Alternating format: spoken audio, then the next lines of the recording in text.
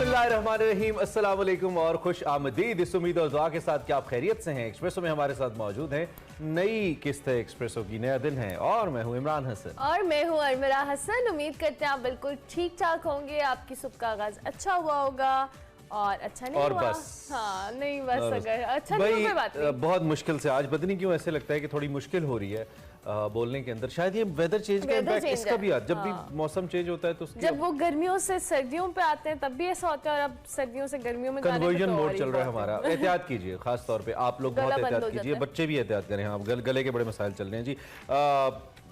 सबसे पहले हम तुर्की से ही शुरू कर लेते हैं, चूँकि कल जो तुर्किया के हवाले से हमारे पास विजुअल्स आए, मैं यकीन जानिए कि कई बार रोया देख के, कई बार। जिस तरह के बच्चों के मनाजिर हम देख रहे थे, हम सब के बच्चे हैं, हम सब देखते हैं, हम सब बच्चों वाले हैं, इतने दिल खराश मनाजिर। और ख़ास तौर पे हमला वो जो एक दो वीडियोस आई जिसमें बाप बच्चे को कलमा पढ़ा रहा है और साथ तुम कलमा पढ़ो। एक पिक्चर मैंने देखी, एक बाप अपने जो डेड बॉडी है बेटे की, जो मलबे के नीचे दबी हुई है, उसका हाथ पकड़ के बैठा हुआ था। And that was so horrifying. इतना आपकी रूह को काम जाती है ऐसे मनाजिर देखकर। और ये जो आप मनाजिर देख रहे हैं तुर्की और दीगर जगहों पे जो है ज़लज़ला आया है, इसके बाद जो तबाही हुई है नाकाबिले बयान है। 7,700 के करीब जो डेथ्स हैं वो रिपोर्ट हुई हैं और अब तक हो चुकी है। आलमी इदारा सेहत के मुताबिक हलाकतों की तादाद 8 गुना ज़्यादा हो सकती है।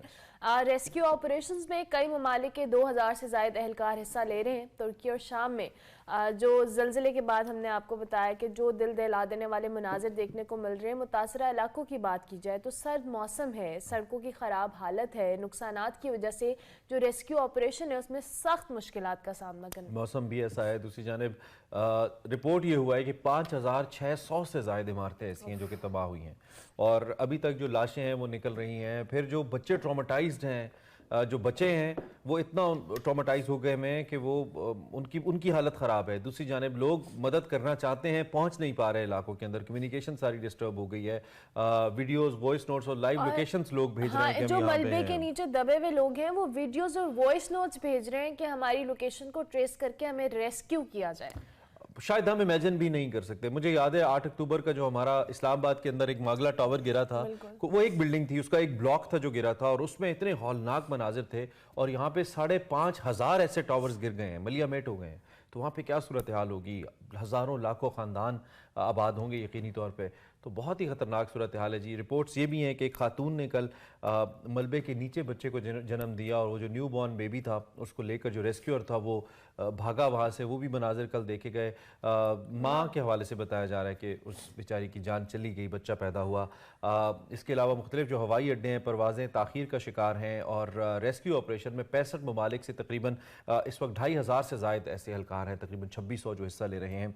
अक़वाम मुत्तहिदा, यूरोपीय यूनियन, नेटो के अलावा अमेरिका, बरतानिया, China, Russia, India, Japan, Iran, Iraq, Australia, New Zealand, यूनान और दीगर कई ऐसे ममालिक हैं। इनफैक्ट पाकिस्तान ने भी इमदादी सामान भेजा है और 2 रोज़ में तुर्की में तीसरे ज़लज़ले के झटके भी महसूस किए गए। आफ्टर शॉक्स उससे भी ज़्यादा हौलनाक होते हैं और ज़लज़ले की शिद्दत जो रेक्टर स्केल है उस पर 5.7 रिकॉर्ड की गई है।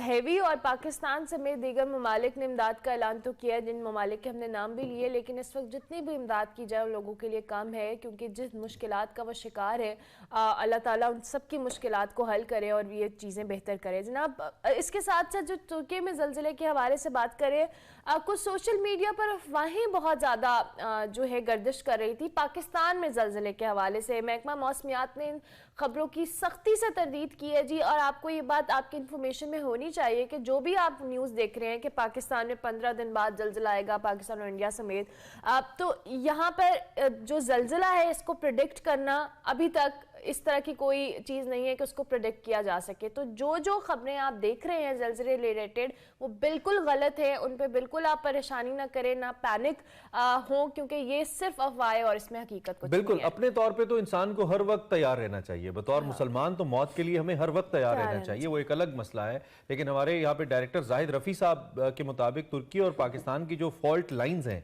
जो कि ज़लज़ले का बाइस बनती हैं ज़ेर ज़मीन, इसमें कोई मुमासलत नहीं है। They are entirely different. Pakistan का अपना स्टेट ऑफ द आर्ट एक मॉनिटरिंग सिस्टम भी मौजूद है, हमें पता है, जो किसी भी साइंसी तरीके से बाकी तमाम मामलात को देख सकता है। लेकिन ज़लज़ला एक ऐसी चीज़ है जिसकी साइंटिफिकली पेशगोई मुमकिन नहीं है।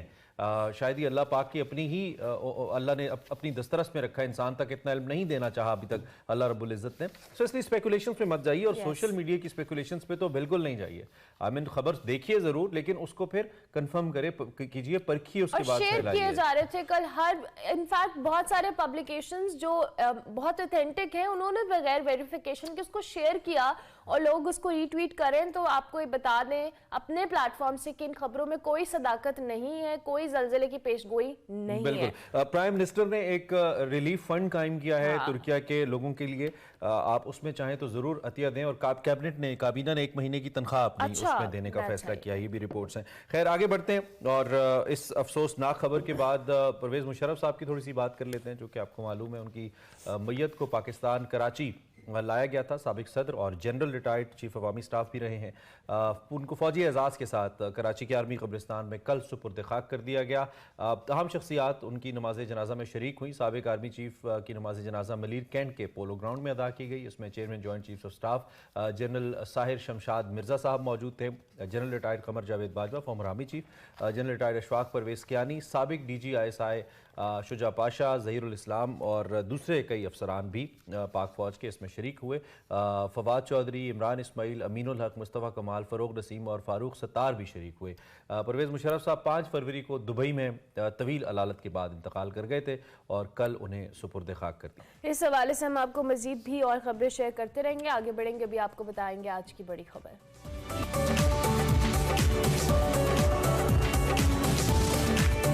मुल्क की सियासत की बात करेंगे जी। मजाक बनकर रह चुकी है। ऐसा लगता है कि मुल्क में आइन और जमहूरियत को सिर्फ नाम के लिए इस्तेमाल किया जा रहा है। मुल्क भर में 66 कौमी असम्बली के ज़िमनी इलेक्शन के लिए माहौल भी साजगार है। दहशत गर्दी का भी कोई खतरा नहीं है, सिक्योरिटी और मईशत का भी कोई मसला नहीं है, मगर सूबाई इलेक्शन के लिए सिक्योरिटी एक बड़ा मसला है और मईशत भी बार बार इलेक्शन का बोझ बर्दाश्त नहीं कर सकती। दोनों गवर्नर्स सिक्योरिटी और मईशत को जवाब बनाकर इलेक्शन की तारीख देने से इनकार कर रहे हैं, जिस पर तहरीक इंसाफ अदालतों से भी रुजू कर चुकी है और 90 दिन में इलेक्शन न होने पर आर्टिकल 6 की धमकी भी दी जा रही है।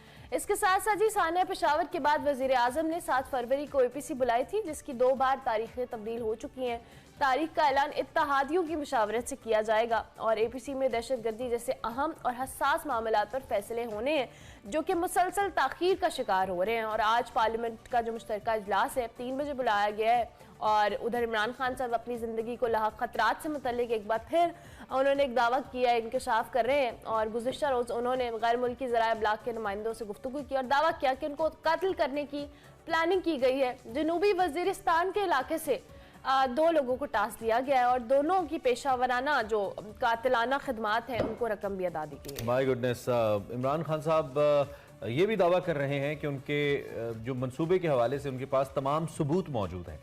ऐसा लगता है कि जैसे सियासी इख्तलाफात इस वक्त मारने मरने तक पहुंच गए हैं और इंतहाई ख़तरनाक सूरत हाल है। ऐसा अगर हो रहा है। और दूसरी जानिब जरदारी साहब अदालत में हैं इस सारे वाक़े के ऊपर, उन्होंने एक नोटिस सर्व किया हुआ है, ऑलमोस्ट 14 डेज़ का टाइम है और 10 अरब रुपए का हर्जाना है अगर इमरान खान साहब माजरत नहीं करते अपनी इस स्टेटमेंट के ऊपर। इमरान खान साहब ने रिकन्फर्म किया है और आपको पता है कि शेख रशीद साहब की ज़मानत मनसूख इसी वजह से हुई है क्योंकि उन्होंने अपनी उस स्टेटमेंट के ऊपर उन्होंने कहा जी मैं खड़ा हूँ, उन्होंने दोहराया तो अदालत ने कहा आपने स्टेटमेंट दोहराई है इसलिए आपको ज़मानत नहीं देते। इसी से रिलेटेड है इस केस से। हमारे साथ आमिर इलियास राना साहब मौजूद हैं, सीनियर सहाफ़ी हैं, हमारे ब्यूरो चीफ भी हैं, उनसे ज़रा अलग पेशगोई लेते हैं। आमिर साहब सुबह खैर आपको, आई होप आप खैरियत से हैं। पहले तो सिर्फ सियासी गहमा गहमी थी और सियासी तलखियों पे आप तज्जियाकारों से हम बात करते थे, सीनियर सहाफ़ियों से, अब ये बात ज़ातियात तक और जिसे कहते हैं कि जान लेने और देने तक पहुंच गई है, मारने मरने तक पहुंच गई है और ये बड़ी खतरनाक सूरत हाल है, चाहे वो किसी के लिए भी हो। आमिर साहब ये किधर जा रही है हमारे मुल्क की पॉलिटिक्स, आप इसको कैसे और किधर जाता देख रहे हैं? असल में मसला ये है कि इमरान खान साहब घर में बैठे हुए हैं, उनको तकलीफ मौजूद है और वहां बैठे बैठे जिस तरीके से वो बयानात देते हैं और मुसलसल दिए जा रहे हैं और फिर बदलते जा रहे हैं। अब उनका टारगेट जो है वो सियासत से ज्यादा ये है कि आसिफ अली जरदारी, पाकिस्तान की इंटेलिजेंस एजेंसियां, ग्रुप, यानी ये इंटरनेशनली पाकिस्तान के खिलाफ एक केस बिल्ड किया जा रहा है कि जी यहाँ का साबिक सदर भी ऐसा है, यहाँ की इंटेलिजेंस एजेंसियां भी ऐसी हैं और जो दहशतगर्दों से मिले हुए हैं और वो मुझे कत्ल करने की कोशिश करें। अल्लाह ताला उनकी सेहत और सलामती बरकरार रखे। कोई शख्स नहीं चाहेगा कि किसी भी लीडर को, किसी भी शख्स को कत्ल किया जाए और ये बात तो सुपारी देने पे आ गई है ना कि जी 2 लोगों को फलां जगह पे दे दिया गया है, पैसे दे दिए गए हैं, कह दिया गया है। मेरे ख्याल में चूंकि इमरान खान साहब ने, जैसे वो उनके ऊपर एक हमला हुआ, बड़ा अफसोसनाक हमला था, लेकिन अपनी उनकी बनाई हुई JIT में उन्होंने अपना बयान नहीं दिया, उन्होंने अपना मेडिकल, जिसको कानून में कहते हैं ना कि मेडिकल लीगल नहीं कराया, कि वो सरकारी हॉस्पिटल से होता है और वही तस्लीम भी किया जाता है। तो वो जो रिपोर्ट बनाई भी गई सरकारी अस्पताल की, वो भी उनके घर पे ही आके वगैरह हुई थी, जिसके ऊपर आज भी एक सवालिया निशान लगा हुआ है। इस तरह ये जो इंफॉर्मेशन है, इसके ऊपर या तो प्रॉपर एविडेंस हो, फिर वो जहां पार्क में बैठे हैं उस पर एक एप्लीकेशन पुलिस को सबसे पहले उन्हें देनी चाहिए, बजाय इसके कि मीडिया में बयान दिए जाए। सही। तो उनके पास जो इत्तला आई थी उसको सीरियस लें, और तो फिर वो जो चाहें ये कहेंगे जी ये एविडेंस है, मुझसे आके कलेक्ट कर लें। लेकिन ये मुसलसल बयानात हैं और उसके अंदर अपने मुखालिफ, जाहिर है सदर जरदारी उनके मुखालिफ हैं, इस सियासी तौर पे उनको रगेदना, और फिर जैसे मैंने आपसे कहा कि जिस तरीके से पाकिस्तान सारे को इन्वॉल्व कर देना, ये वही पैटर्न है जो उनके इक़्तिदार से जाने के बाद से कि जी अमेरिका ने उनके खिलाफ साजिश की, फिर उन्होंने पाक फौज के सरबराह और इंटेलिजेंस को मीर जाफर, मीर सादिक करार दिया, वही एक पैटर्न लेके वो अब तक चल रहे हैं। उनको ये समझ नहीं आ रही कि सियासत का नाम नहीं है। पहले उन्होंने मुझे 5 लोगों ने, मैंने नाम वीडियो में रिकॉर्ड करा दिया, में भी एक मतलब अब नाम आ गया कि जी जरदारी साहब हैं और बाकी भी मैं बेनकाब करूंगा। यानी सिर्फ इल्जाम तराशी हो रही है और कोई ऑथेंटिक प्रूफ नहीं है, सिर्फ अभी बातों की खान साहब ये बातें कर रहे हैं। अच्छा, दूसरी जानिब आमिर इलियास राना साहब, ये जो सिक्योरिटी का मामला है, ये कोई मामूली मामला नहीं है। हमने सानिया पेशावर अभी रिसेंट देखा है कि इस पे बहुत बड़ा एक सिक्योरिटी कंसर्न बनता है, लेकिन अनफॉर्चुनेटली APC बुलाई गई थी हुकूमत की जानिब से, 2 बार उसकी तारीख मुलतवी हो गई है। अब प्राइम मिनिस्टर के दौरे तुर्किया के हवाले से जी उसकी वजह से मुलतवी कर दी गई है। आपको लगता है कि ये इतना लाइट इशू है कि इसकी तारीखों को 2 बार मुलतवी करना और फिर जो हुकूमत का ऑपोजिशन को बुलाना और उनका ना आने का इजहार करना, ये सारी चीजें जस्टिफाइड हैं? मुल्की हालात के आगे ये सब चीजें पीछे रह जाती हैं? देखिए, इसमें फिर वही बात आ जाती है कि सब नॉन सीरियस हो गए ना, कि आपने बगैर होमवर्क के डेट दी पहली, अगर गवर्नमेंट थी तो पहला होमवर्क नहीं था, या तो फिर नॉर्मली होता है कि गैर रस्मी तौर पे तमाम राब्ते करने के बाद अनाउंस कर दिया जाता है, फिर इमरान खान आए ना आए वो तो जाहिर है उनकी अपनी मर्जी है, उनकी पार्टी है, वो भेजे। जब एपेक्स कमेटी जो पेशावर में हुई तो वहां पे भी उनके जो वजीर आजम थे आजाद कश्मीर के, उनकी पार्टी के हैं, और GB के चीफ मिनिस्टर, वो दोनों तो आए थे ना, लेकिन उनकी पार्टी के 2 लोगों को बुलाया गया था, वो नहीं गए, तो वो रवैया देख लिया। अब यहाँ पे मेरी तो इतना जाहिर है कि अब वज़ीर आज़म का दौरा तो मुलतवी हो चुका है तुर्की का, क्योंकि जहां उन्हें आज पहुंचना था बदरिया हेली जहाज से उतरने के बाद, वहां मौसम इस कदर खराब है, जिलजिला जो जल्जले से मुतासरा इलाका है, तो तुर्क को कहा कि आप अभी ना आए, क्योंकि उसके बाद उन्होंने अंकारा जाना था सदर अर्दवान से मिलने के लिए, तो वो तो। लेकिन आर्मी चीफ भी पाकिस्तान में नहीं, आपको हम सबको पता है कि उनका 5 रोजा है जो 9 तारीख को खत्म हो रहा है, तो 9 तारीख दी गई, तो भी अजीब उसमें था कि ये क्यों 9 तारीख दी गई है, क्योंकि होना नहीं चाहिए था कि जब आर्मी चीफ का बताया जा रहा था कि वो और इंटेलिजेंस इदारे बैठ के APC में ब्रीफिंग देंगे, लोगों को इत्मीनान मिलेंगे पाकिस्तान की सियासी क़यादत को कि क्या हुआ है, कैसे हुआ है और आइंदा का क्या लाए अमल होना चाहिए। जाहिर है एक APC बुलाने का मकसद भी यही है कि एक नए आज़म का, कौमी नए आज़म का इआदा किया जाएगा, क्योंकि बहुत सारे लोग कह रहे हैं कि जी वो बड़ा गलत था जी, इंटेलिजेंस ऑपरेशन पहले ज़रबे अज़ब था, फिर रद्दुल फसाद था, हमें कहते रहे कि हो गए और ये तो दोबारा निकल आए। लेकिन हम ये भूल जाते हैं उसी सांस में ये बात कहते हुए कि जब अफगानिस्तान में तालिबान की हुकूमत आई तो इन TTP के लोगों से इमरान खान साहब की क़यादत में बातचीत दोबारा शुरू हुई थी और कई हजार लोगों को पाकिस्तान में लाके बसा दिया गया था। अब उसके बहुत लोग कहते हैं कि मुसल्ला भी आए, और आपको पता है कि सवात में उन्होंने कई लोगों को यह रुमाल भी बनाया स्टार्ट में, और फिर उनको बाज़ाब्ता मुज़ाकरात के जरिए छुपाया गया, जो कभी पहले भी होता था लोगों में। नतीजे में हजारों लोगों ने रैलियां, ये इमरान खान गवर्नमेंट की बात बता रहा हूँ कि हजारों लोगों ने सवात में रैलियां भी निकाली कि ये क्या हो रहा है हमारे अमन के साथ, क्योंकि सवात से ज्यादा तो किसी ने सफर नहीं किया। या तो हमारे पुराना एक्स फाटा है वहां पे लोगों ने डिस्बर्समेंट हुई और लोग अपने घरों को छोड़ने पे मजबूर हुए, या सवात में हुआ था कि अब कब्जा ही हो गया था जिसको छुड़ाया गया। ये जो साल था हमला का, इसके तसलसल में मैं ये पूछना चाहता हूँ कि क्या अब वो वो इम्पैक्ट क्रिएट कर पाएगी एपीसी? क्योंकि मैं यहाँ पे बार बार आर्मी पब्लिक स्कूल के वाक़े का जिक्र करता हूँ, जहाँ पे इमरान और नवाज शरीफ साहब पहली दफ़ा इकट्ठे बैठे, इमरान खान और नवाज शरीफ, किसी सियासी बड़े मौजू के ऊपर, किसी बड़े मसले के ऊपर। उस वक्त इनकी शदीद सियासी मुखालफत थी, लेकिन इकट्ठे बैठे और तो उसका इम्पैक्ट भी आया, बाद में हमने देखा।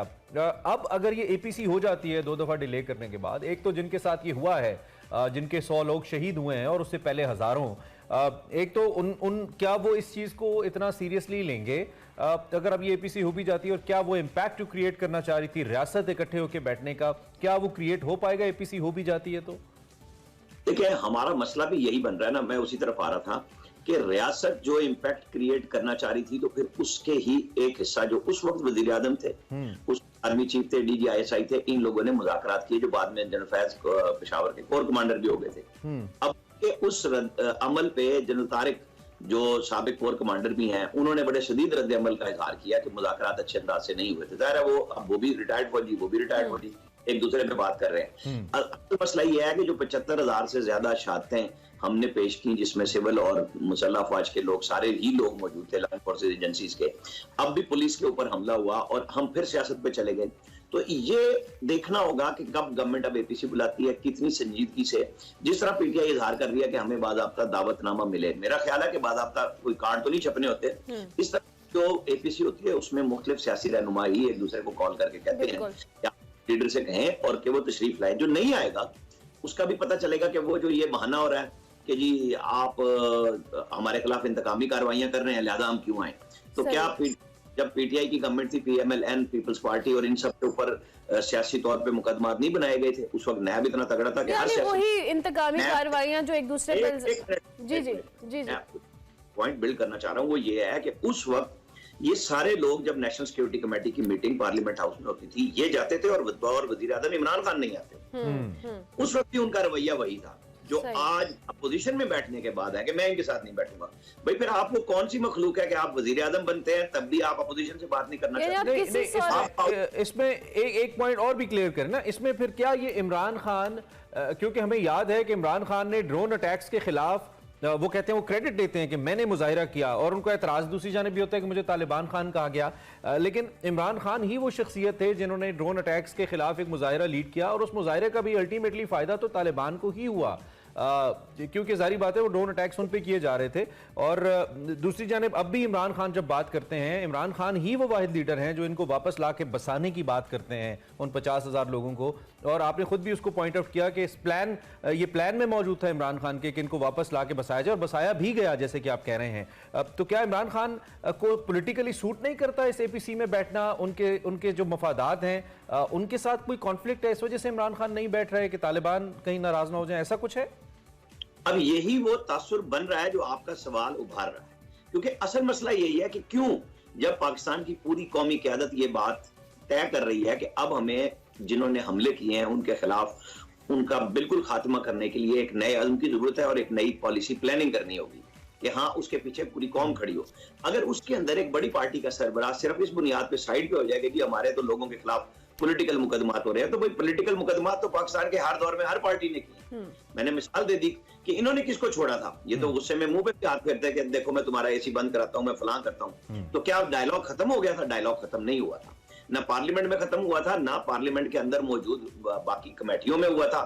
और अगर आप मीटिंग बुलाते थे नेशनल सिक्योरिटी की तो उसमें भी अपोजिशन चली जाती थी, आर्मी चीफ भी आते थे, DGI भी आते थे, लेकिन आप तशरीफ ले जाते थे कि नहीं मैं इनके साथ नहीं बैठूंगा। ये वो रवैया है जिसने इमरान खान को आज यहाँ तक पहुंचाया है। ठीक हो गया, यानी रवैये में थोड़ी फ्लेक्सिबिलिटी लानी पड़ेगी। आमिर इलियास राना साहब, हमारे पास टाइम कम है, मैं चाहूंगी इकोनॉमी के हवाले से भी आपसे बात कर ले। IMF से मुज़ाकरात के लिए आज और कल का दिन बाकी है, बड़े सख्त फैसले लिए, अवाम पे बर्डन आया है, आपको क्या लगता है आने वाले दिनों में IMF के साथ जो मामलात हैं वो तय हो पाएंगे? और जिसके लिए इतनी कोशिशें की जा रही हैं, जिसकी वजह से इतनी महंगाई का में इजाफा हुआ है, क्या वो मामलात किसी पॉजिटिव वे में हमें जाते हुए नजर आ रहे हैं?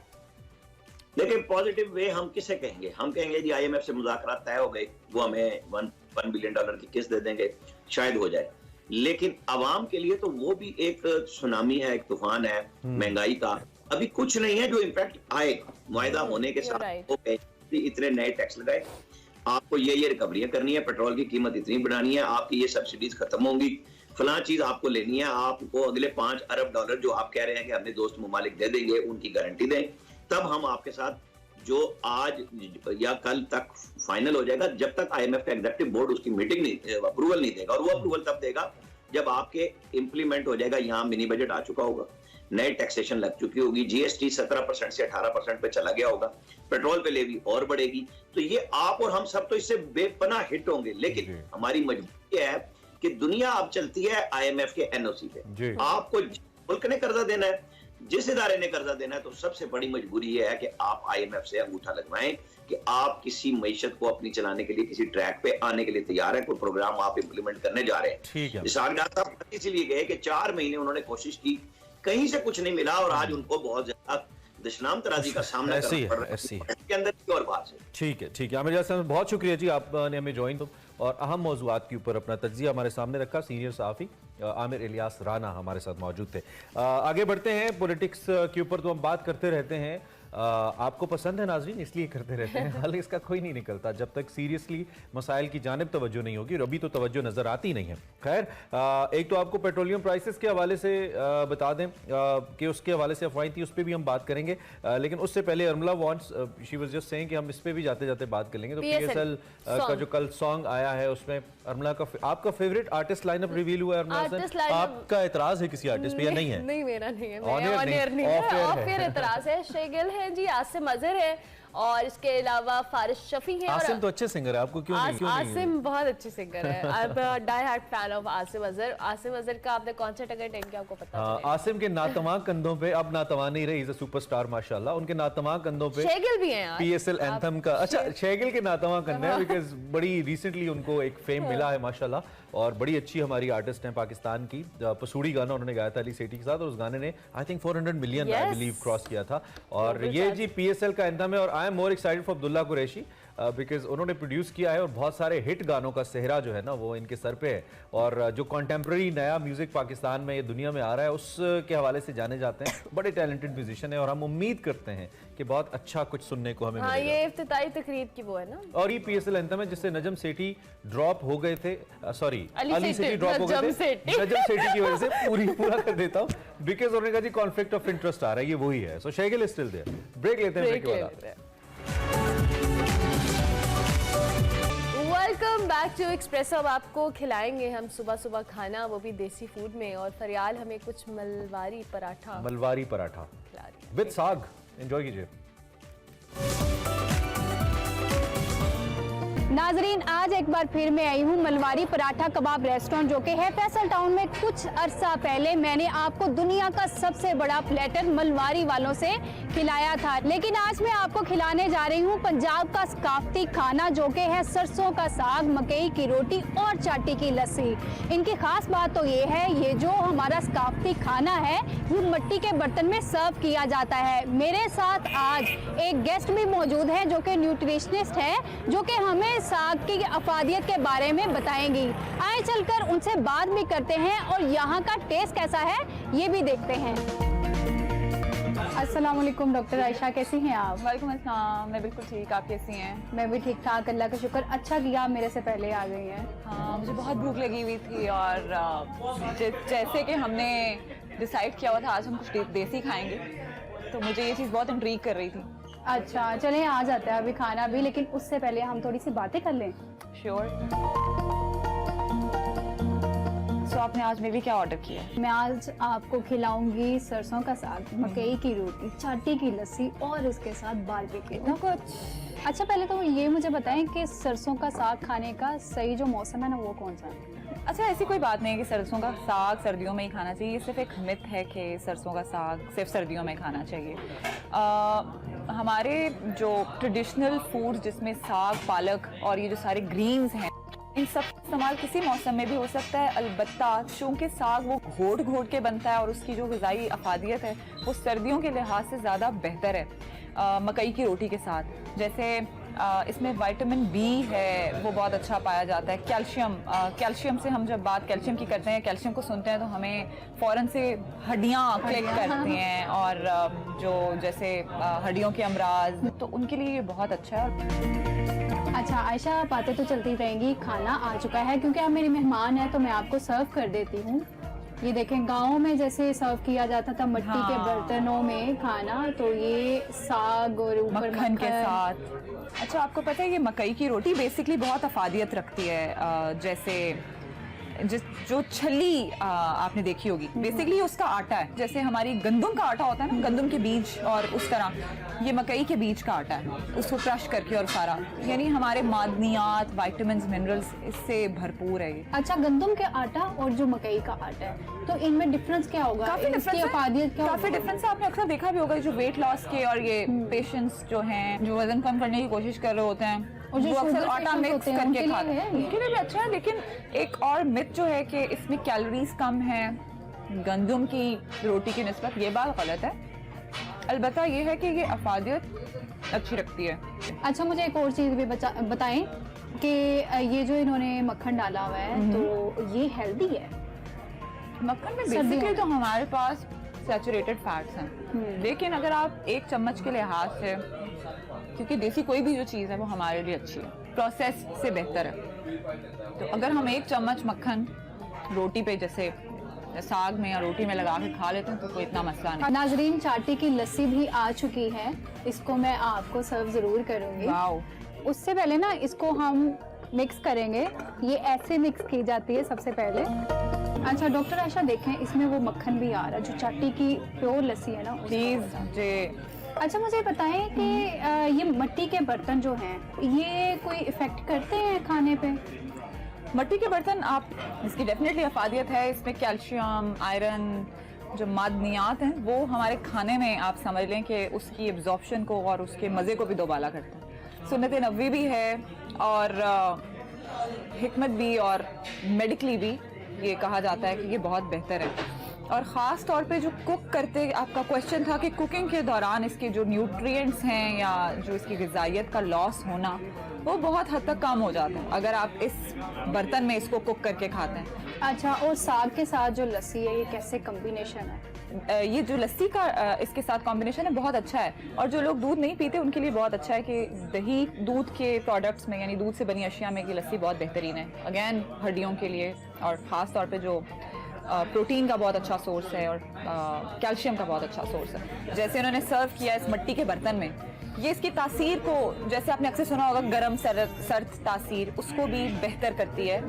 अगर आप इसका इस्तेमाल मिट्टी के बर्तन में करते हैं। अच्छा डॉक्टर आयशा, जो मखनी कढ़ाई है ये कैसी लगी, ये भी टेस्ट करें आप। अच्छा, आपको एम्बियंस कैसा लगा? मिट्टी के बर्तन है, सरसों का साग है, चंगेर में जो रोटी है वो पड़ी हुई है, और यहाँ का जो फेमस पराठे हैं वो भी हैं। अच्छा, फ्रैंकली मुझे इस तरह का एम्बियंस बहुत पसंद है। लाइक देसी और वो जो ट्रेडिशनल, मतलब रूट्स के साथ आपको कनेक्ट करता है, और गांव देहात की, क्योंकि ये सौगात है ना हमारे लिए सारा कुछ, और आपकी वो क्लिक करता है। ख़ास तौर पे हम सब जो गांव देहात से हैं या जिनके पेरेंट्स फोर फादर्स हैं वहाँ से, वो एक याद को ताज़ा भी करता है और आपको जोड़ के रखता है। बिल्कुल। और मुझे लगता है कि आजकल के लोगों को भी ये चीज़ अपने बच्चों में इनकलकेट करनी चाहिए कि अपने रूट्स के साथ कनेक्ट रहने के लिए ज़रूरी है कि हम इन सब चीज़ों को अपने घर में भी इनकॉर्पोरेट करें, कुकिंग मेथड्स को इस तरह का करें, और इस तरह की ग़िज़ाइयत से भरपूर चीज़ों का इस्तेमाल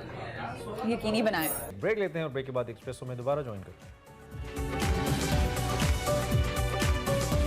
वेलकम बैक टू एक्सप्रेसो। बात कर लेते हैं PSL 8 के हवाले से। हमने कहा जो PCB है वो तो हाइप बना नहीं रहा, हम तो अपने शो में हाइप बनाए जरा PSL की। PSL 8 आने वाला है जी, हम बड़े एक्साइटेड हैं। और इसके एंथम के हवाले से हमने आपको शुरू में बताया, पाकिस्तान सुपर लीग इंतजामिया ने एक बयान जारी किया है। इसके मुताबिक PSL 8 का ऑफिशियल तराना मारूफ गुलकार आसिम अजहर गा रहे हैं, इनके साथ शैगिल शामिल हैं, इनके साथ फारिस शफी हैं। पाकिस्तान सुपर लीग इस 8वें एडिशन के लिए जो कमेंट्री का पैनल है उसका भी ऐलान कर दिया गया है। शायकीन थोड़े से मायूस हैं when they didn't see Rameez Raja in this panel, हम इस पर भी बात करेंगे। लेकिन फिल वक्त हम अगर पैनल के बारे में आपको बताएं तो इसमें साइमन डोविल शामिल हैं, एलन वॉकिंस हैं, इसके अलावा वकार यूनुस है, डैनी मॉरिसन है, उरूज मुमताज़ हैं, बाजिद खान हैं, निक नाइट हैं, सना मीर हैं, डैरन गंगा भी शामिल हैं और इसके अलावा मार्क बोचर, डोमिनिक कार्क, फ्लेंडर, सिकंदर बख्त और सिकंदर बख्त, मरीना इकबाल और तारिक सईद। और मरीना इकबाल और तारिक सईद साहब जो है ये उर्दू के कमेंटेटर हैं इसके अंदर, और 2 प्रेजेंटर्स भी इसमें शामिल हैं जिसमें ओबियसली ईरान और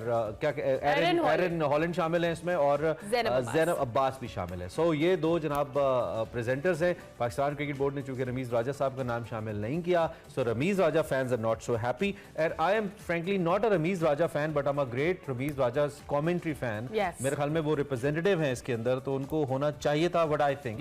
लेकिन स्टिल अभी जो सियासत चली है पीसीबी के अंदर, इसका नतीजा ये तो निकलना था ही। सलीम खालिक साहब हमारे साथ मौजूद हैं। सलीम साहब, thank you much and very good morning. कैसे हैं आप? ठीक ठाक हैं?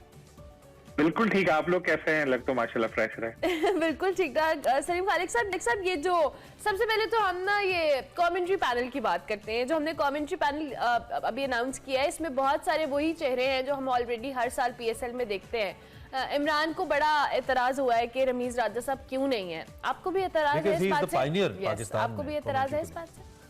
Yes, I am with Imran. Imran ने बिल्कुल ठीक बात बोली कि जैसे हमें उनकी एज अ चेयरमैन इख्तलाफ हो सकता है उनके काम के तरीके से, लेकिन एज अ कमेंटेटर रमीज़ राजा का बिल्कुल मेरिट पे जगह बनती थी और पीएसएल में उनको लेना चाहिए था, बल्कि उनको कमेंटेटर में शामिल करके एक मिसाल देते कि यार हाँ कि देखो यार ये चेयरमैन क्रिकेट बोर्ड था, हटा, उसके बाद हमारे ऊपर उसने क्रिटिसाइज भी किया, हम फिर भी इसको लेकर आए हैं कमेंट्री में।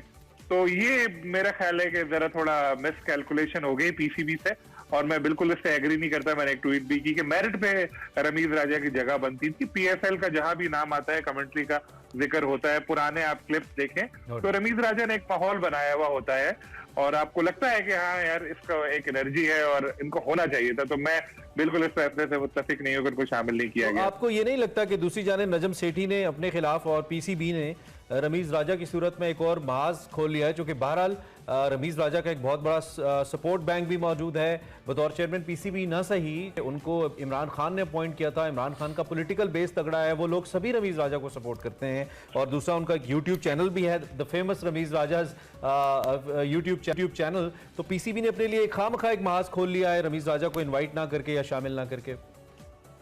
देखिए इमरान, जब आप पावर में हो ना, जब आपके पास इक्तिदार है, आपके पास बहुत बड़ा बजट है, आपके पास बहुत बड़ा स्टाफ है, तो फिर आप इन चीजों की परवाह नहीं करते कि ये मैंने महाज खोल लिया है या मैंने फलाने को नाराज कर दिया है।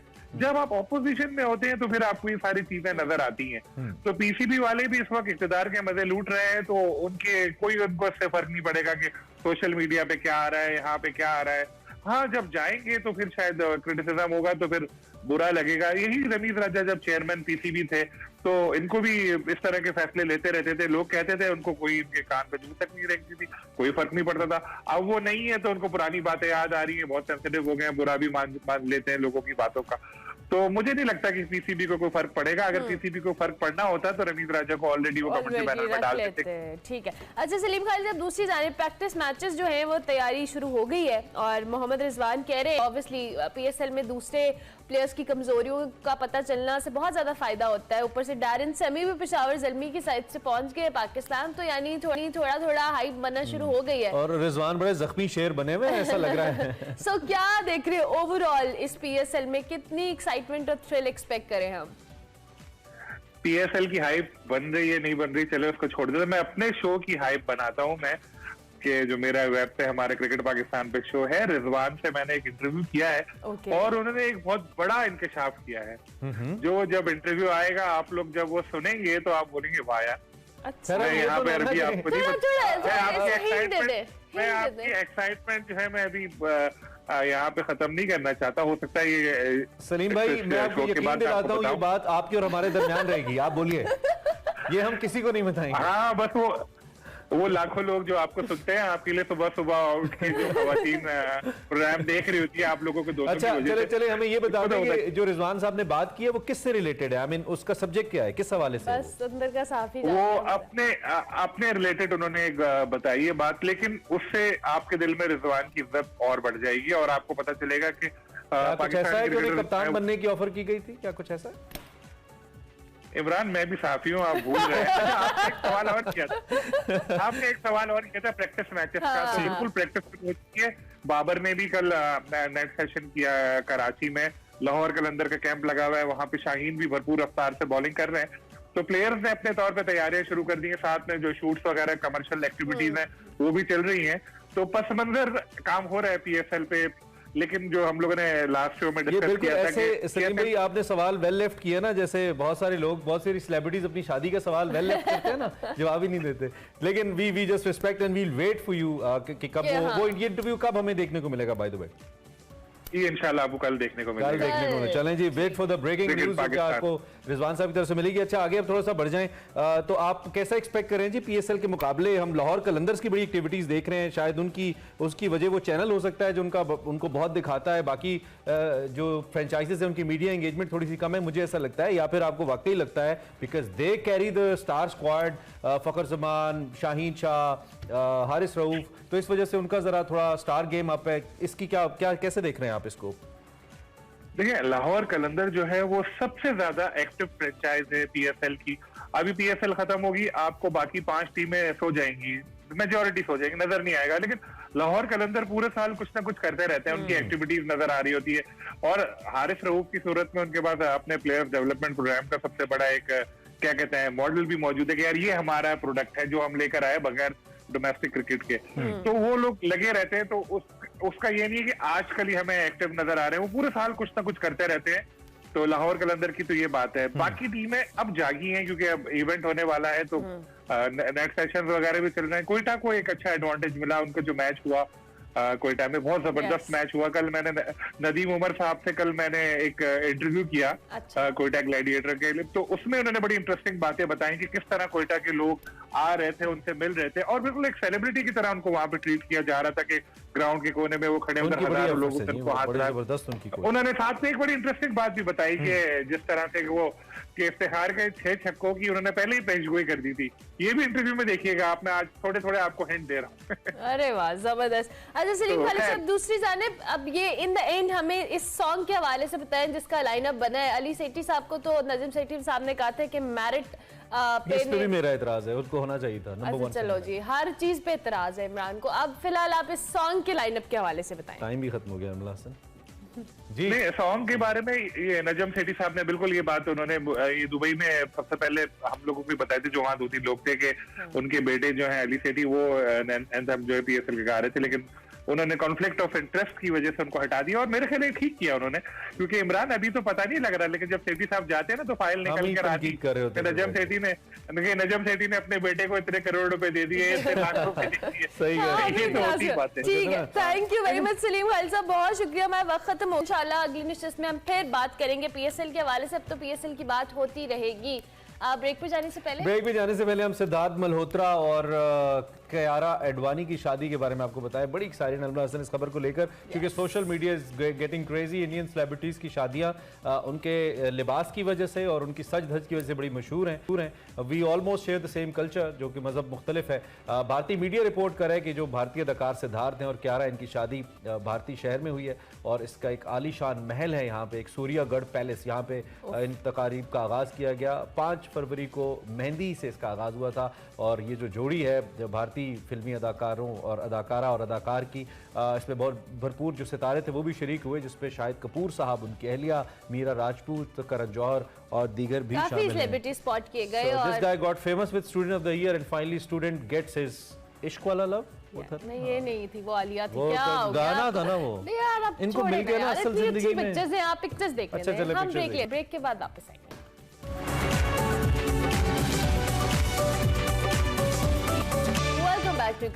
और प्रोग्राम के दूसरे हिस्से में अब बात कर लेते हैं, इनफैक्ट आपको दिखाते हैं हमारा सेगमेंट निकले तेरी तलाश में। किताब ए ग़ज़ाल शब सिलसिला जारी है, देखते हैं।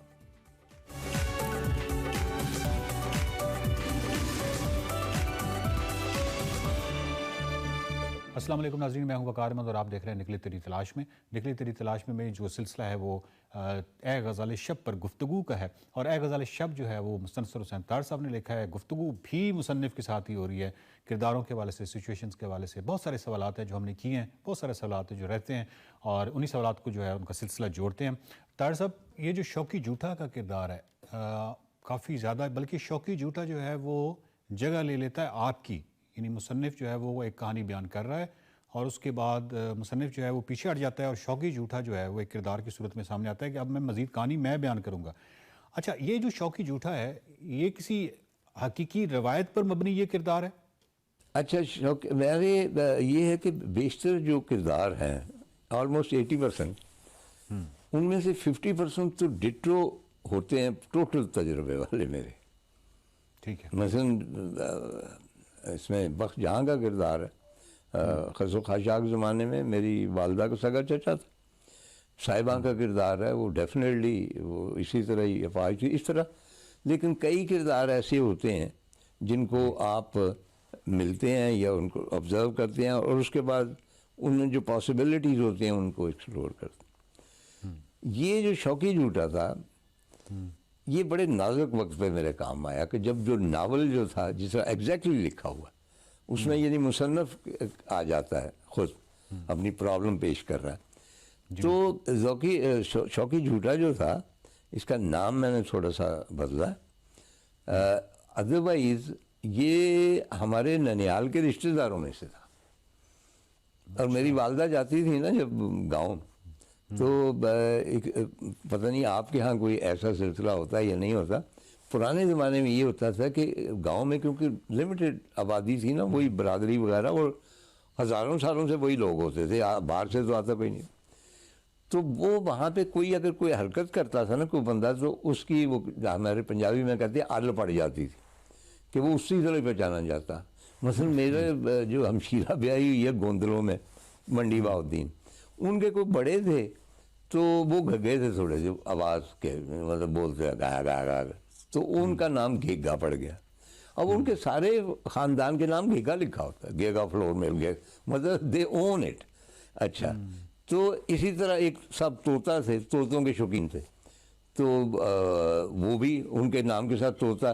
तो इसी तरह ये एक ख़ानदान था, उनके बुज़ुर्गों में किसी ने झूठ बोला तो उनको झूठे ही कहते थे, तो बल्कि उनकी ख़वातीन को कहते थे कि फ़लान झूठी जो है उसके घर जा, मतलब इसमें कोई बेइज्जती वाली बात नहीं होती। तो ये जो झूठा साहब थे इनका नाम कुछ और था, मैंने बदल दिया। और ये मेरा ज़ाती तजुर्बा है कि उनको जो तजुर्बात हुए, वो जो एक्स्ट्रा सेंसरी परसेप्शन हुई ना, जो रास्पुटिन को भी थी, ये बहुत सारे लोगों में होती है और उसमें होती नहीं है कोई उसका मज़हब के साथ अच्छाई के साथ कोई नहीं है, ये बस वो सेंस किसी ना किसी बंदे में वैसे ही उसके बदन में होती। तो शौकी झूठा जो था वो उसके पास वो थी सेंस, मेरा ज़ाती तजुर्बा है और उसके बाद मैंने उसको फिक्शनाइज किया। डॉक्टर साहब, आपके किरदार जो हैं वो 40-45 बरस के बाद वापस लौटते हैं अपने वतन, और जो कारी होता है वो नावल बड़े शौक़ से इस हवाले से पढ़ रहा होता है कि अब ये जब वापस वतन लौटेंगे तो क्या कुछ तब्दील हो चुका होगा और जो कुछ पुराना होगा उसको देखकर इनके ये किरदार जो हैं वो कितना खुश होंगे। ये वो तमाम चीज़ें हैं, ये वो तमाम तजस्सुस है जो कारी को बांध के रखता है। लेकिन कारी के लिए एक बहुत बड़ा सरप्राइज़ इस नावल में ये है कि वो किरदार जो कि अपनी मिट्टी की मोहब्बत में वापस लौटते हैं 40-45 बरस के बाद, लेकिन यहाँ की मिट्टी या उनको कबूल नहीं करती, ये चीज़ें इस कदर तब्दील हो चुकी होती हैं कि उनको फिर वापस उन्हीं वतन की तरफ या उन्हीं जगहों की तरफ लौटना पड़ता है जहाँ उन्होंने वो 40-45 बरस गुजारे हैं। अच्छा, ये तो नावल की हद तक हो गया। पूछना मैं ये चाहता हूँ कि क्या आपने तो वो पूरा दौर देखा है, क्या ऐसा भी हुआ कि कोई हकीकी किरदार वाकई ऐसे थे जो कि आए और फिर वापस एडजस्ट नहीं हो सके और फिर वापस चले गए?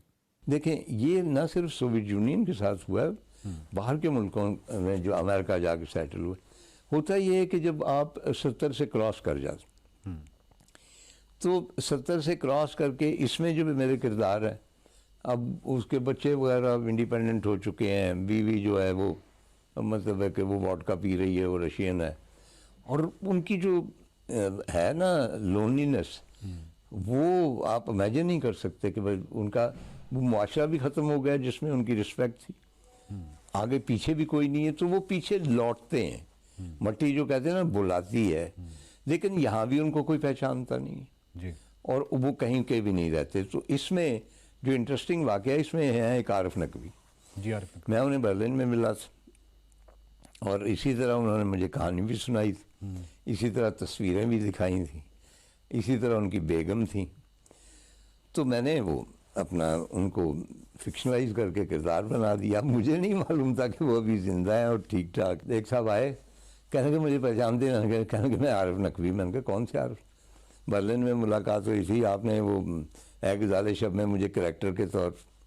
अच्छा, मैं थोड़ा शर्मिंदा भी हुआ क्योंकि मेरा नहीं ख्याल था कि वो आसपास होंगे। तो ही वॉज वेरी थैंकफुल। और उनको मैंने कहा जी आपको फिक्शनलाइज किया है मैंने, लेकिन करैक्टर तो आप ही ना। लेकिन वो बड़े फ़ख्र से बताते थे लोगों को कि तार साहब का जो वो किरदार है बर्लिन वाला आरिफ नकवी का, उनका नाम भी मैंने आरिफ नकवी रखा, वो कहानियाँ भी लिखते हैं, वो मैं। तो एक सेशन हुआ मेरे साथ और वो ए गुज़ाले शब के हवाले से ही हुआ। किसी साहब ने एग्जैक्टली यही सवाल पूछा जो आपने पूछा कि क्या ये किरदार हकीकी।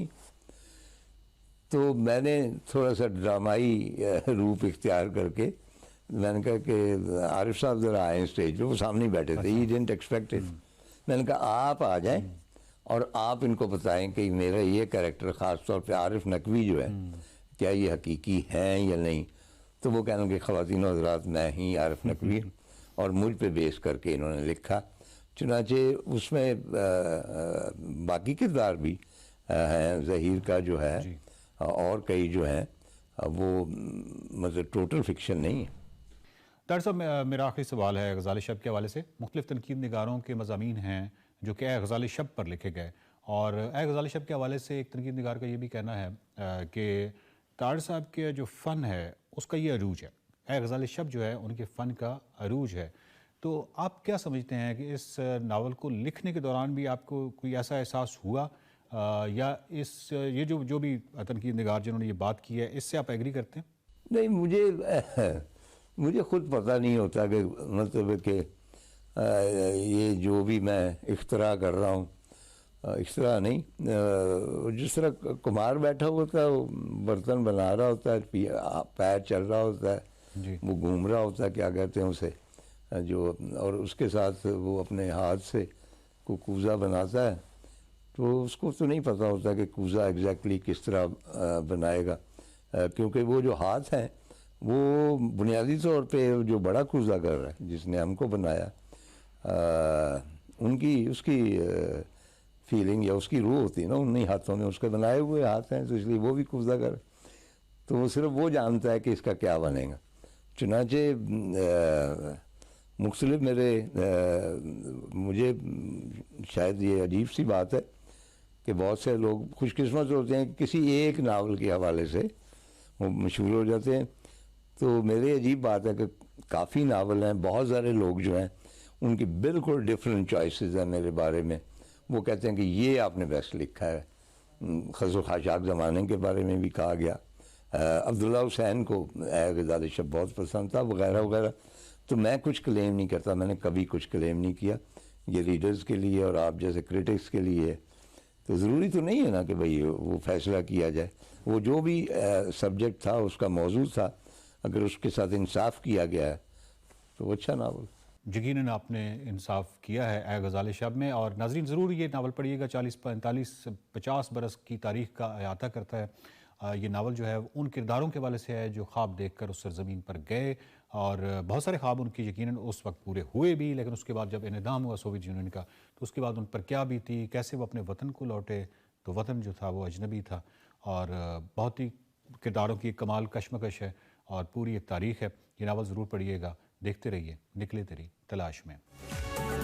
Welcome back to Expresso. बात करेंगे कुछ तुर्की और शाम में क़यामत ख़ेज़ ज़लज़ले के हवाले से, और जहाँ जो मनाजिर हमें देखने को मिल रहे हैं, बहुत से ख़ानदान सर्द रात के में नींद के दौरान अब्दी नींद सो गए। क़यामत ख़ेज़ ज़लज़ले की बात करें तो हलाकतों की तादाद 7000 से भी तजावुज़ कर गई है, और इसके हवाले से आलमी इदारा सेहत ने भी ख़दशा ज़ाहिर किया है कि हलाकतों की तादाद 8 गुना बढ़ने के इम्कानात हैं। ये जो मनाजिर आप देख रहे हैं, इसके साथ साथ जी दीगर जो सोशल मीडिया पर भी कुछ वीडियोज़ आ रही हैं, कुछ चीज़ें रिपोर्ट हो रही हैं। अनफॉर्चुनेटली बहुत ही दिल दहला देने वाले मनाजिर हैं। लोगों के ख़ानदान उजड़ गए हैं। घरों इमारतों की बात की जाए तो 5500 से ज़ायद इमारतें जो हैं वो इस वक्त तबाह हो चुकी हैं, और लोग जो है दीगर मुश्किलात के साथ साथ रेस्क्यू अमले को भी बहुत शदीद मुश्किलात का सामना करना पड़ रहा है। रेस्क्यू अमले के एहलकार जो हैं वो भी आप दीदा हो जाते हैं बार बार।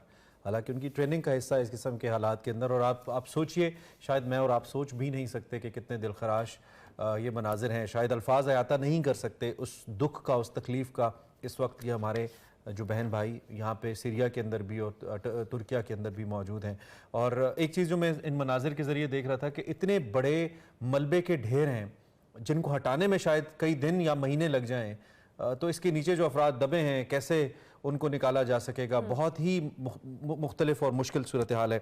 हमें इस वक्त फुरकान हमीद साहब ज्वाइन कर रहे हैं, आप TRT उर्दू सर्विस को देखते हैं और तुर्किया में मौजूद हैं। उससे हम ज़रा जानने की कोशिश करते हैं कि वो क्या अपडेट हमें कर पाएंगे। फुरकान साहब, थैंक यू वेरी मच, आपने हमें ज्वाइन किया।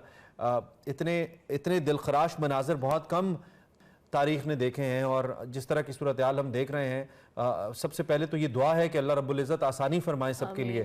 आपकी मालूमात क्या हैं इस हवाले से और आप हमें क्या बता सकते हैं इस वक्त क्या सूरत हाल है? शुक्रिया बहुत बहुत। हालात बहुत ही गंभीर हैं, बहुत ही गंभीर है, इसलिए कि ये सदी का बदतरीन ज़ल्ज़ला है, सदी का बदतरीन डिजास्टर है। तुर्की के सदर रजब तय्यिप एर्दोगान कह चुके हैं कि दुनिया में इस किस्म का जो है इतना बड़ा डिजास्टर नहीं हुआ है। ये यहाँ तुर्की में इससे पहले 1939 में एर्ज़नजान के इलाके में इस किस्म का वाक़या हुआ, इस किस्म का डिजास्टर हुआ था। उसके तकरीबन आप कह सकते हैं कि 80 साल बाद ये दोबारा तुर्की को इस किस्म के वाक़े, इस किस्म के ज़ल्ज़ले का सामना करना पड़ा है। और इससे बढ़ के ये हुआ है कि 2 ज़ल्ज़ले ऊपर नीचे आए हैं एक ही दिन में, यानी एक सुबह अर्ली इन द मॉर्निंग 4:17 पर जो ज़ल्ज़ला आया था उसकी शिद्दत जो थी वो उसकी 7.7 थी, जबकि उसके फौरन बाद ही तकरीबन 6 घंटे बाद दोपहर के वक्त जो है वो 7.6 की शिद्दत का ज़ल्ज़ला आया था।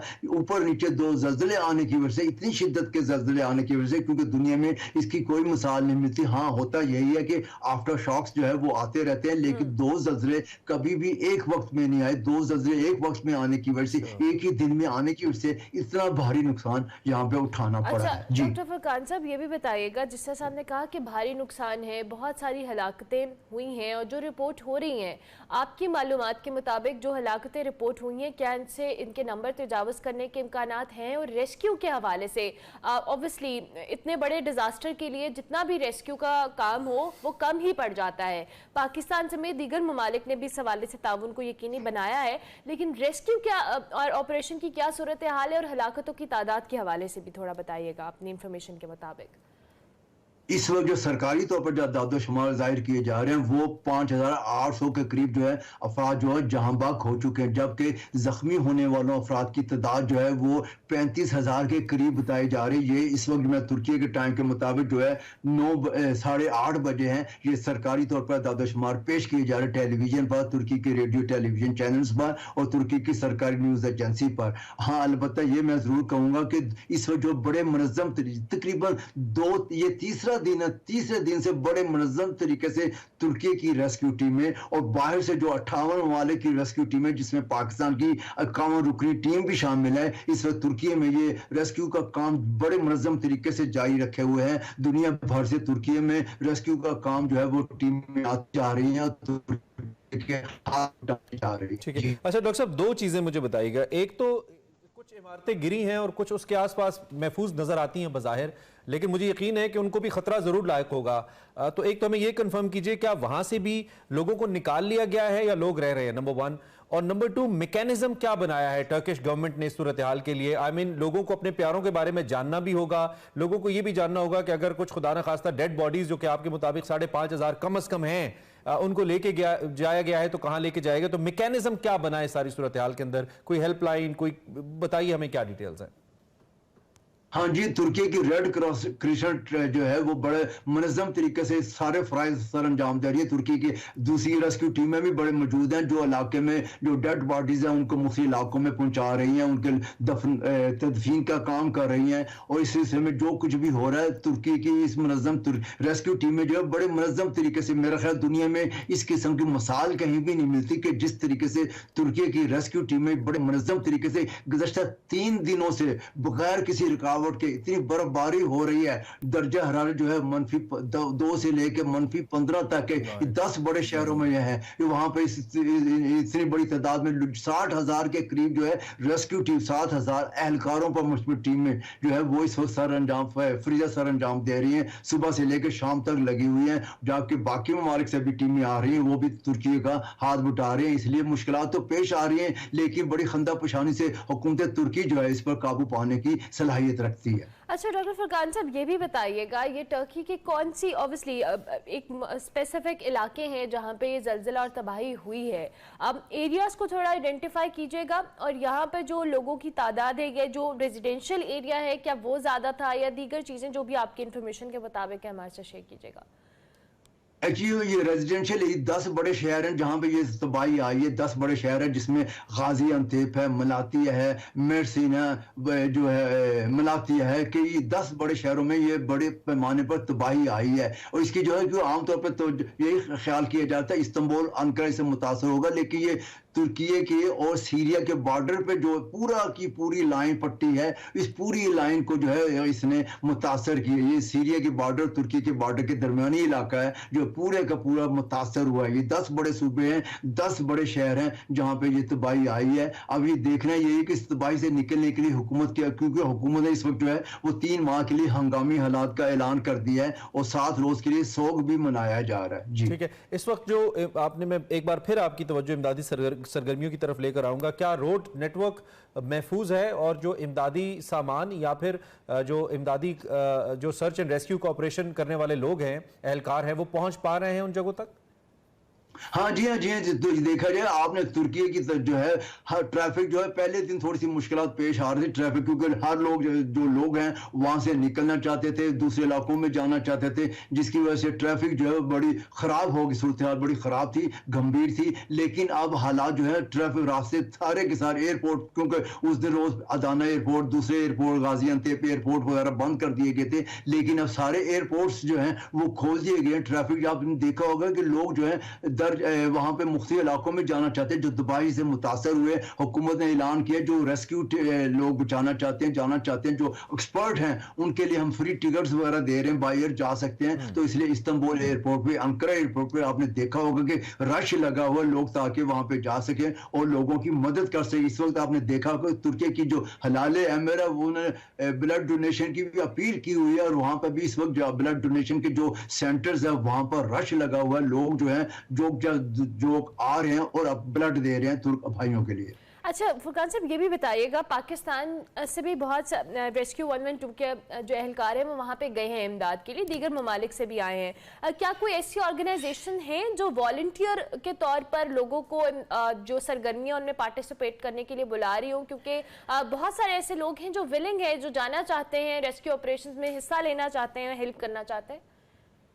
हाँ, वो तुर्की हुकूमत ने जो इस सिलसिले में ऐलान कर रखा है कि एनजीओ जो भी आना चाहते हैं अपने अपने मुल्क के सफारत खानों के थ्रू जो है वो अप्लाई कर सकते हैं। लेकिन हाँ, हुकूमत इस वक्त जो है हुकूमत की तवज्जो ये है कि जो सरकारी टीमें जो है पहले उनको प्रेफरेंस दी जाए, जो एनजीओज हैं या मुख्तलिफ जो रेस्क्यू टीमें उनको प्रेफरेंस दी जा रही है, तो क्योंकि वो एक्सपर्ट हैं, वो आ रहे हैं। इसके बाद जो है अगर जरूरत महसूस हुई तो बाकी लोगों को की बाकी जो टीमें एनजीओ हैं उनको भी यहाँ तुर्की आने की दावत दी जाएगी। इस वक्त जो है सरकारी तौर पर मुख्तलिफ ममालिक 58 ममालिक की टीमें जो है वो पहुंच चुकी हैं। ठीक है, ठीक है डॉक्टर साहब, थैंक यू वेरी मच, आपने हमें आगाह किया और हम आपसे इंशाल्लाह बात करते रहेंगे। डॉक्टर फुकूल हमारे साथ मौजूद थे, सीनियर सहाफ़ी, हमें इतला दे रहे थे और उनका लहजा भी बता रहा था और लफ्ज़ भी बता रहे थे कि सूरत हाल कितनी ख़राब है।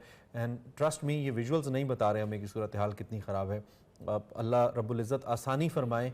और मैं तो सोच रहा हूँ इस वक्त कितने लोग ऐसे होंगे, जब मैं और आप यहाँ पे बैठे हैं, वो मलबे के तले दबे होंगे। कितने लोग ऐसे हैं जो रात को अपने बीवी बच्चों के साथ खुशहाल ज़िंदगी गुजारते हुए सोए और सुबह उनकी ज़िंदगी तबाह हो गई थी, मर गए थे उनके बच्चे। अल्लाह पाक आसानी फरमाए। इस ज़ल्ज़ले के हवाले से कुछ ख़बरें ये भी आ रही हैं कि जो कैदियों की एक जेल है यहाँ पर, वो भी तबाह हुई है। और अफसोसनाक बात यह है, ये हम शाम की बात कर रहे हैं, यहाँ पर कुछ दाइश के जंगजू रिपोर्टेडली फरार हो गए हैं यहाँ से।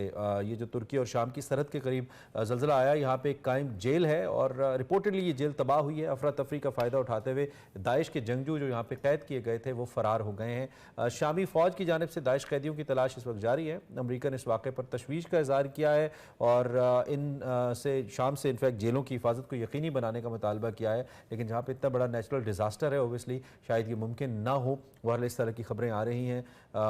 वंस अगैन हम उम्मीद करते हैं और अल्लाह से दुआ करते हैं कि अल्लाह पाक आसानी फरमाए इन तमाम लोगों के लिए जो इस इतने बड़े वाक़े से इस वक्त मुतासिर हैं। अभी हम ब्रेक लेंगे, ब्रेक के बाद वापस आएंगे।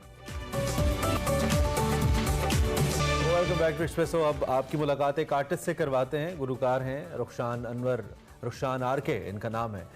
छोटी उम्र से गाना इन्होंने शुरू किया, अनवर रफ़ी साहब के साथ जाते हैं और एक लेगेसी है म्यूज़िक की जो कि कैरी कर रहे हैं। और आज हमने सोचा कि ज़रा इनसे बात भी करते हैं और हल्का फुल्का सा कुछ इस टेंस्ड एटमॉस्फेयर के अंदर कुछ इनसे हम ऐसे सुर निकलवाते हैं जिससे शायद हमारा दिन और मूड हो जाए। Rukhshan, welcome to Expresso. कैसे हैं आप? ठीक ठाक? थैंक यू सो मच, अल्हम्दुलिल्लाह। Good to have you. आप कैसा चल रहा है आपका सफ़र? अल्हम्दुलिल्लाह A1 चल रहा है और साथ साथ स्टडी भी चल रही है। स्टडी भी चल रही है? क्या पढ़ रहे हैं? UCP में पढ़ रहा हूँ मैं स्कॉलरशिप पे BBA कर रहा हूँ वहाँ से। अच्छा, तो म्यूजिक अब्बा को देखकर शौक हुआ या वैसे ही ऑलरेडी? म्यूजिक वाकई में एक तो जीन्स में भी था और दूसरा अब्बा जी को और नानाबू को फॉलो करते हैं स्पेशली। मेरे नानाबू नज़ीर अली उनका नाम है, तो उनको फॉलो करते हुए तो बस बचपन से ही है। 8 साल की उम्र से मैं गिटार बजा रहा हूँ, साथ गा रहा हूँ। ठीक है। तो अभी तक अपने कोई गाने किए या फिलहाल अभी? जी अल्हम्दुलिल्लाह, मैंने अपकमिंग फिल्म है, कराची की फिल्म्स हैं 2-3, उसके टाइटल सॉन्ग किए हैं। अच्छा। और साथ अपना ऑफिशियल सॉन्ग है जो कि एक चैनल से अपलोड करवाया है। ठीक है। और वो अभी मतलब कि यूट्यूब पे अपलोडेड है। ठीक है। तो आप जो कि आपके साथ अनवर रफ़ी साहब का नाम लगा हुआ है जी, और आपके फादर हैं, उन्होंने तो बहुत ज़बरदस्त बड़े अच्छे प्लेबैक सिंगर वो रहे हैं और जो गाने गाते थे वो जानू सुन जरा वो भेटी हो जाते थे। आप की भी अपनी ज़्यादा जो तवज्जो या फोकस या शौक भी कह सकते हैं वो प्लेबैक की तरफ ही है? जी अल्हम्दुलिल्लाह, प्लेबैक सिंगिंग की तरफ भी है और दूसरा एक ऐसा मतलब कि मैं ट्रेंड वो वापस लाना चाह रहा हूँ कि म्यूजिक जो है ना, जिसे जो असल म्यूजिक है वो वापस आए, जो ओरिजिनल म्यूजिक है। किस तरह का जॉनर ज़्यादा आपको पसंद है? मुझे फील क्लासिकल फील ज़्यादा पसंद है और बस जो दिल को छू जाए वो फील ज़्यादा पसंद है, चाहे वो क्लासिकल हो चाहे पॉप हो। एक आम से मुराद ये कि जो अपने सोलोज गाने वाले आर्टिस्ट हैं और एक जो आर्टिस्ट प्लेबैक गाता है, जो कि आप एक प्लेबैक आर्टिस्ट के घर बड़े हुए हैं तो आपने उनको देखा है, आपने उनका फेम गेम भी देखा, आपके फादर भी हैं, आपकी बात भी होती होगी उनसे। क्या फ़र्क होता है जो शख्स सोलो अपना करियर लेके चलता है और जो प्लेबैक सिंगिंग करता है? क्या दोनों में फ़र्क है? बहुत ज़्यादा फ़र्क है। एक तो सोलो जो आर्टिस्ट होता है उसको एक्सप्रेशंस वगैरह का, माज़रत के साथ एक्सप्रेशंस का थोड़ा सा नहीं पता, जो प्लेबैक है उसको एक्सप्रेशंस का ख्याल रखना है क्योंकि उसने एक्टर के लिए गाना है और एक्टर की सिचुएशन पे बिल्कुल सिचुएशनल गाना है उसने, और फिल्म का गाना वैसे ही सिचुएशनल होता है, आपको पता है। तो उसमें इस तरह का डिफरेंस होता है कि सोलो में आप कुछ भी कर सकते हैं और जो फिल्म का गाना होता है ना उसमें आपको थोड़ा रिजर्व रहना पड़ता है, अकॉर्डिंग टू सिचुएशन हो गया या अकॉर्डिंग टू एक्टर हो गया, जो सी स्क्रिप्ट है उस तरह का ही गाना पड़ता है आपको। तो यूजुअली तो सैड गाने ज़्यादा हिट होते हैं। आपके बाबा के जो गाने हिट हुए हैं वो ज़्यादा रोमांटिक गाने हैं? जी ज़्यादा रोमांटिक, मतलब अमूमी तौर पे सैड गाने ज़्यादा लोग बिल्कुल अट्रैक्ट करते हैं। कुछ और हमें सुनाइए आप अपना या बाबा का, कुछ भी, एनीथिंग। मैं नानाबू का एक है, बहुत ही हिट सॉन्ग है और बहुत सबको पसंद भी है, आपको पसंद आएगा। ये मेलोडीज जो है ना ये इंसान को जकड़ लेती है अपने शहर के अंदर। अब देखें ना, बिल्कुल ये पुराना ओरिजिनल म्यूजिक है। बिल्कुल बिल्कुल बिल्कुल, बहुत ही खूबसूरत, बहुत ही अच्छा लग रहा है। हमें आगे क्या इरादे हैं? सर आगे यही इरादे हैं कि वही जो आपको बताया एक ट्रेंड सेट करना है कि ठीक है हर तरह का म्यूजिक चलता है लेकिन अच्छा, एक बड़ी इंपॉर्टेंट बात थी और वो ये है कि जब इससे पहले बहुत फिल्में बन रही थी पाकिस्तान में ना, तो प्लेबैक सिंगर्स का ब्रेड एंड बटर भी म्यूजिक था, तो वो चल रहा था क्योंकि इतना काम था, इतने गाने बन रहे थे, फिल्में बन रही थी। अब तो नहीं है ऐसा। तो आपको लगता है कि ऐसा career you can just take music along, या फिर नहीं, डिग्री होगी, नौकरी होगी, साथ म्यूजिक होगा? कोशिश तो यही है, बस जो उस ज़ात ने लिखा हुआ है नसीब में वो तो होना ही है। लेकिन हम ये है कि कोशिश कर सकते हैं कि एक उस चीज़ को दोबारा रिवाइव किया जाए दोबारा से, क्योंकि ट्रेंड चेंज हो चुका है। जिसका मतलब कि एक गाना हिट होता है उसको फिल्म में भी ले लिया जाता है और उसको उसके लिए OSTs वगैरह भी आ जाते हैं। उस चीज़ को ट्रेंड चेंज करके ना जरा टैलेंट को आगे लेके आना, ये कोशिश करेंगे। नहीं, अच्छी बात है। तो आगे फर्दर क्या कोई ऐसा अपकमिंग सॉन्ग जिसके लिए आप तैयारी कर रहे हो या अभी रिलीज होने वाला हो? अभी आगे 2 फिल्म्स आ रही हैं, जैसा कि मैंने बताया कराची की हैं। अच्छा। तो वो मैं रिवील नहीं कर सकता अभी क्योंकि कॉन्ट्रैक्ट है, लेकिन उसमें हैं 2 टाइटल सॉन्ग्स हैं और क्या कहते हैं मतलब कि वेल नोन आर्टिस्ट हैं उनमें। मतलब तो आप कभी-कभी ये जानू सुन जरा भी गुनगुनाते या बहुत मुश्किल है? सच पूछे तो बाकी मुश्किल है जो कान पकड़ लेता हूं अक्सर। ब्यूटीफुल भाई, सजाद अली साहब को हमारा सलाम है। इतनी खूबसूरत कॉम्पोजिशंस बना के गा दी हैं और मुझे लगता है कि सजाद अली साहब की म्यूजिक की अभी बहुत से लोगों को समझ ही नहीं है और ये वो म्यूजिक है जो दिस इज फॉरएवर। बिल्कुल, जो कॉम्पोजिशन सजाद अली ने बनाई हैं और गाई हैं और दोनों एक ही राग में थे, तो दोनों मैंने आपको जोड़ के सुना दिया। नहीं, बहुत अच्छे। एनीथिंग यू लाइक टू से, बल्कि मैं आपसे मैसेज ही ले लेता हूँ। आप यंग आर्टिस्ट हैं और आर्टिस्ट बड़े हसास होते हैं। तुर्की के अंदर अभी अर्थक्वेक आया है, बहुत ज़्यादा नुकसान भी हुआ है। सो बीइंग एन आर्टिस्ट, बजाय इसके कि हम कोई formal message, anything you like to say being an artist about this? Sir जितनी ज़्यादा मतलब कि इमदाद हो सकती है इंसानियत के तौर पे, क्योंकि दुआ तो हर कोई कर रहा है, चीज़ वो हो जो मतलब कि उनकी मदद को पहुंचे, कोई भी मतलब कि हुकूमत हो जाए या कोई भी इंडिविजुअल कुछ भी करना चाहे, लाजमी उनके लिए करें और ज़्यादा से ज़्यादा दुआ करें कि अल्लाह पाक उनको जल्द से जल्द रिकवरी दे और जो चले गए हैं उनको अल्लाह पाक जन्नतुल फिरदौस में लगाए। थैंक यू वेरी मच रुखसान, बहुत शुक्रिया। मुझे बहुत अच्छा लगा। Wish you good luck for your future. हमारे साथ रुखसान RK मौजूद थे, साहबजादे अनवर रफ़ी साहब के, और बहुत खूबसूरत आवाज़ का टेक्सचर है इनका, अच्छा गा रहे हैं। उम्मीद करते हैं कि आने वाले वक्त में अच्छे अच्छे गाने सुनने को मिलेंगे। हमारे पास टाइम है अभी, 1 सेगमेंट का है, ब्रेक लेते हैं, वापस आते हैं।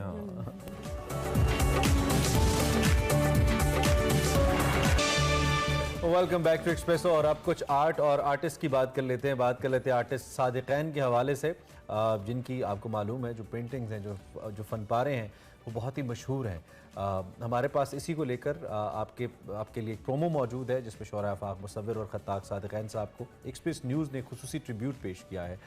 इस हवाले से आप भी इसमें शिरकत कर सकते हैं। पहले ज़रा आप ये टीज़र देखिए, फिर हम आपको बताते हैं कि आप कैसे इसमें शामिल हो। अहमद नकवी का यौम वफ़ात, जिनके फनपारों ने दुनिया भर में गैर मामूली पजीराई हासिल की, तो आए इस अजीम मुसव्विर को याद करें अपने फनपारों जिनमें सादिक़ैन का अक्स झलकता हो। खत्ताती, नकूश और मुसव्विरी की तस्वीर भेजें एक्सप्रेस न्यूज़ के इस व्हाट्सएप नंबर पर और बने पाकिस्तान के सबसे बड़े न्यूज़ मॉर्निंग शो एक्सप्रेसो का हिस्सा, और दिखा दें दुनिया को कि सादिक़ैन से प्यार करने वाले, उनके नक्शे कदम पर चलने वाले फनकार आज भी मौजूद हैं। एंट्रीज भेजने की आखिरी तारीख 8 फरवरी 2023। जनाब, ओके, ज़बरदस्त हो गया। अगर आपके पास भी सादिक़ैन साहब की कोई पेंटिंग या उनसे रिलेटेड कुछ भी उनका आर्ट वर्क मौजूद है, आप हमसे शेयर कीजिए, हम आपको यहाँ पे इनवाइट करेंगे। You can be a part of our show. Number हम आपको दे देते हैं, 032014163888 एग्जैक्टली।